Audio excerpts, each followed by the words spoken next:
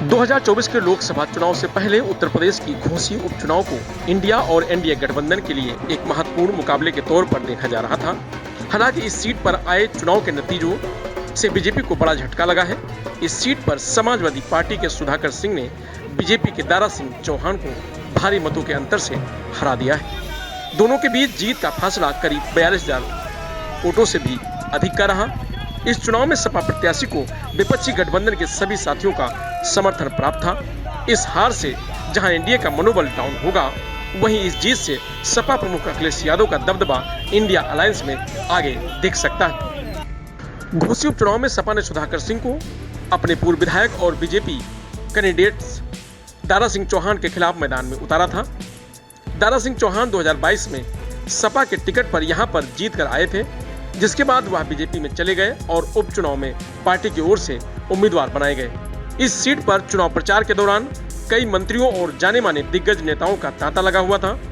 साथ इस चुनाव में पूरा यादव परिवार और दूसरी तरफ खुद सीएम योगी भी मैदान में लगे हुए थे। इस सीट पर बीजेपी की हार को लेकर कई कारण बताए जा रहे हैं। बीजेपी के उम्मीदवार दारा सिंह पर पहले से दल बदल का एक दाग लगा हुआ था, जिसे इस हार में एक बड़ी वजह बताई जा रही है। दारा सिंह 2022 के विधानसभा चुनाव में सपा से जीत दर्ज की थी, जबकि एक साल बाद ही वो विधायकी से इस्तीफा देकर बीजेपी में शामिल हो गए।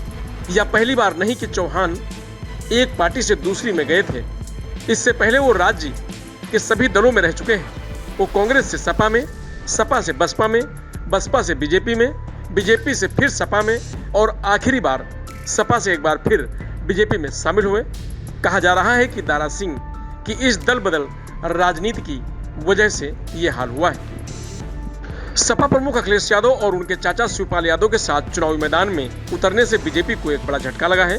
शिवपाल सिंह यादव इस बार एक सुर में अखिलेश यादव के साथ कंधे से कंधा मिलाए नजर आ रहे थे। इस चुनाव में दोनों का एक साथ आना भी बीजेपी की हार का एक बड़ा फैक्टर है। 2024 लोकसभा चुनाव से पहले एनडीए को चुनौती देने के लिए बनी 28 विपक्षी पार्टियों की इंडिया अलायंस भी बीजेपी की हार का एक कारण है। सपा प्रमुख अखिलेश यादव पिछली विधानसभा चुनाव में मिली तगड़ी हार झेलने के बाद से एक नई रणनीति पर काम कर रहे हैं। उन्होंने यूपी की जातीय समीकरण को साधने के लिए पीडीएफ फार्मूला के तहत एक जाल बुना है। बीजेपी की हार का एक कारण यह भी है। बीजेपी के दारा सिंह चौहान की हार की एक प्रमुख कारण मायावती की पार्टी बसपा को बताया जा रहा है। कहा जा रहा है कि बसपा का घोसी सीट से अपने उम्मीदवार को नहीं उतारने का फैसला बीजेपी को नुकसान पहुंचाया है। बसपा के चुनावी मैदान में न उतरने से मुस्लिम वोट सपा की ओर चला गया, जिससे सपा को यहां से आसान जीत मिली है।